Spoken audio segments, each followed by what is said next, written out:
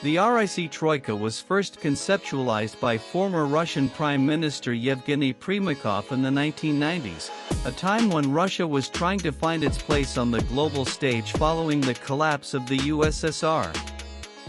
In the early 2000s, it was institutionalized.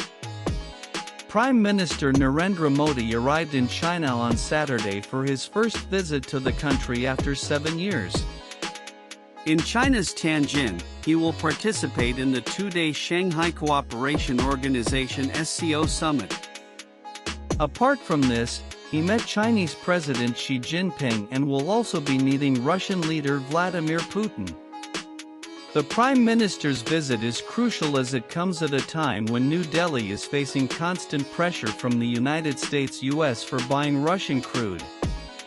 The Trump administration has also imposed 50% tariffs on India for this and has been constantly criticizing New Delhi for fueling the war in Ukraine that began in February 2022.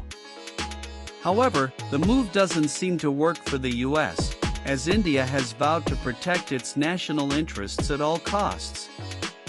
Besides, the move to impose 50% tariffs seems to have pushed India and China closer, with the latter also criticizing the US for its recent trade policies. With India and China improving ties between them, and considering that the two countries are already closer to Russia, it could potentially lead to the revival of the RIC troika: Russia, India, and China. The RIC troika was first conceptualized by former Russian Prime Minister Yevgeny Primakov in the 1990s, a time when Russia was trying to find its place on the global stage following the collapse of the Union of Soviet Socialist Republic (USSR). In the early 2000s, it was institutionalized, and it has held around 20 ministerial-level consultations since then. The concept of the RIC troika was simple: Russia, India, and China should form a triangle and work together to counter the growing Western hegemony. Initially, both India and China kept their distance from the proposal, especially because of the differences between them. Despite reservations, the foreign ministers of the three countries held a trilateral meeting in September 2003 on the sidelines of the United Nations General Assembly (UNGA). The RIC troika was first conceptualized in the 90s, a time when India opened itself to the globe and was trying to improve ties with the West, particularly the US. Thus, India kept its distance from it. Notably, India conducted the Pokhran I nuclear test in 1998, a move that was strongly condemned by China, which was another reason why India was never serious about it. The 2020 Galwan Valley clash also didn't help the troika, as ties between India and China plunged to a new low, and it created more distrust among the two nations. However, with a change in geopolitical situation and the Trump administration imposing tariffs on India for buying Russian oil, New Delhi has showed its willingness to revive the RIC.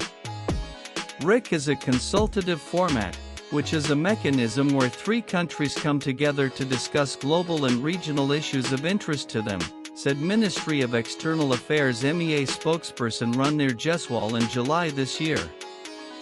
Like India, China had also maintained a distance from the RIC troika. However, China is also showing interest in reviving the RIC, potentially because of the recent trade policies of the US under Donald Trump. It must be noted that China has openly come out in support of India after the US imposed 50% tariffs on the latter for procuring Russian oil.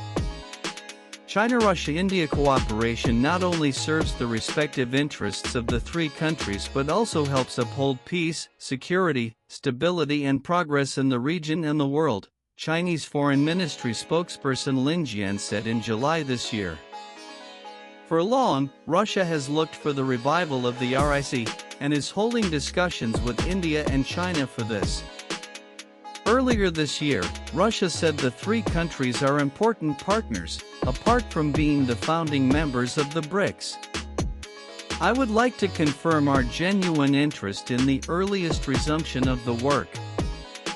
Within the format of the troika, Russia, India, China, which was established many years ago on the initiative of Yevgeny Primakov and which has organized meetings more than 20 times at the ministerial level now that, as I understand, an understanding has been reached between India and China on how to calm the situation on the border, it seems to me that the time has come to revive this RIC troika, said Russian Foreign Minister Sergei Lavrov in May.